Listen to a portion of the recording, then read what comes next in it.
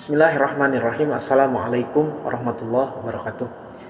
Alhamdulillahirabbil alamin wa bihi nasta'in wa ala umuri dunya waddin. Asyhadu an la ilaha illallah wa asyhadu anna Muhammadan abduhu wa rasuluh.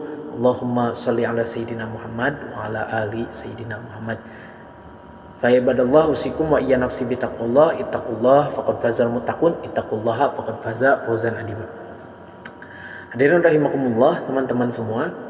Pada kesempatan kali ini saya akan mengajak teman-teman semua untuk berdiskusi tentang ma'rifatul Rasul atau mengenal Rasul. Sama-sama kita ketahui bahwa Allah telah mengutus utusan ke alam dunia. Dan utusan ini terbagi menjadi dua.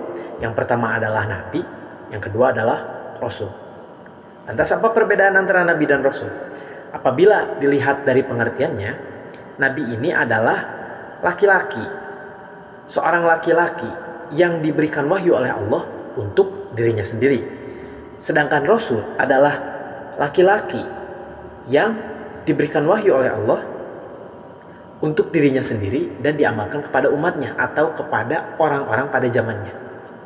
Nah, dari pengertian tersebut bisa kita ambil kesimpulan bahwa perbedaan antara Nabi dan Rasul adalah bahwa Nabi ini diberikan wahyu tapi tidak diwajibkan untuk menyampaikan pada umat.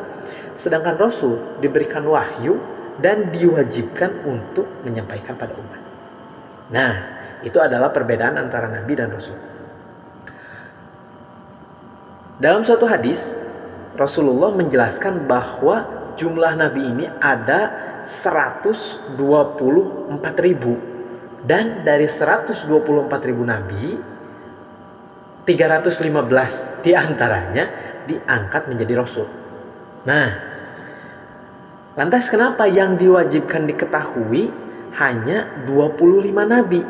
Tidak semua Nabi, tidak 124.000 Nabi.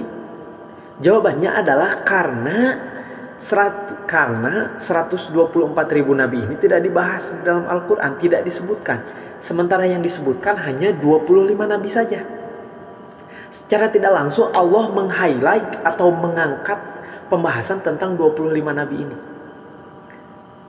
Jadi Allah ingin kita fokus mempelajari terhadap 25 Nabi ini. Mempelajari sejarahnya, mempelajari sifatnya, meneladani perbuatannya dari 25 Nabi ini.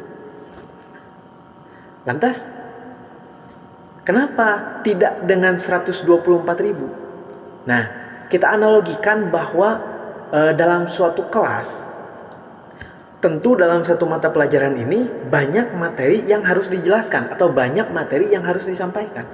Namun dalam satu pertemuan, guru atau pengajar hanya mengajarkan satu materi saja, tidak mengajarkan semua materi. Kenapa? Karena agar orang yang belajar terfokus pada materi yang sedang dibahas. Apabila semua materi dibahas pada waktu yang bersamaan, maka tentu tidak akan masuk ke dalam otak orang-orang yang belajar. Nah, seperti halnya dengan Nabi ini, apabila Allah menjelaskan atau mendetailkan tentang 124.000 Nabi, maka sepertinya dengan kapasitas otak kita yang sekarang, pembahasan tersebut tidak akan dicerna dengan baik. Lalu yang selanjutnya, bahwa setiap Nabi ini, setiap Rasul ini diutus dengan memiliki 4 sifat yang disebut dengan sifat wajib bagi Rasul.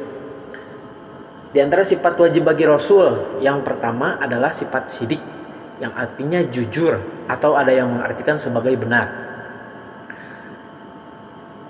Yang kedua adalah sifat amanah, yang dapat diartikan dengan dapat dipercaya. Dan yang ketiga adalah sifat tabligh, yang artinya menyampaikan. Dan yang keempat, yang terakhir adalah sifat fatonah, yang artinya sifat pintar. Nah, kenapa 4 sifat ini menjadi sifat wajib bagi Rasul, dan kenapa hanya 4 sifat ini yang diwajibkan, yang wajib ada pada Rasul? Karena 4 sifat ini adalah sifat dasar yang akan menimbulkan sifat-sifat baik lainnya. Nah, seperti contoh, saat ini di ranah kita sering disebut dengan sifat memiliki sifat berpikir kritis. Nah, tentu berpikir kritis ini tidak akan tiba-tiba muncul tanpa adanya sifat patona atau sifat pintar. Nah, apabila seseorang sudah memiliki kepintaran, maka tentu berpikir kritis ini akan timbul dengan sendirinya. Atau contoh yang lainnya, mampu bekerja di bawah tekanan. Nah, mampu bekerja di bawah tekanan ini akan timbul setelah orang memiliki sifat amanah. Karena orang yang sudah memiliki sifat amanah, seditekan apapun dia akan tetap menjalankan amanahnya. Seperti halnya Rasul yang sudah dikecam, sudah diserang, bahkan sudah disakiti oleh kafir Quraisy, tapi Rasul tetap menjalankan amanahnya. Maka itu sifat Rasul, sifat amanah yang menimbulkan sifat bekerja di bawah tekanan. Nah, seperti itu. Lantas kenapa? Selain itu, alasan dari 4 sifat ini adalah karena 4 sifat ini adalah sifat yang harus kita tiru. Dalam salah satu ayat Al-Quran, surat Al-Ahzab ayat 20, Allah berfirman, laqad kana lakum fi rasulillahi uswatun hasanah liman kana yarjullaha wal yaumil akhir wa dzakarallaha katsira. Sesungguhnya telah ada pada diri Rasul suri tauladan atau contoh yang baik bagi siapa-siapa yang mengharapkan rahmat Allah dan kedatangan hari kiamat, dan dia banyak menyebut Allah.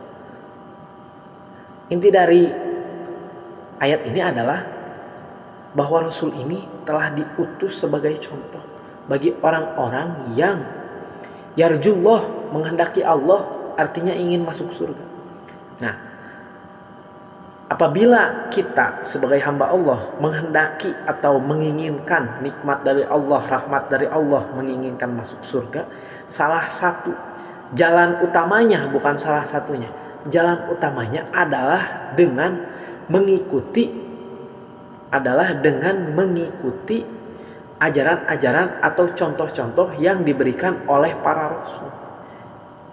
Dan yang paling awal harus kita tiru dari Rasul adalah 4 sifat ini. Yang pertama sidi, kedua amanah, yang ketiga tabligh, dan yang terakhir adalah fatonah atau pintar.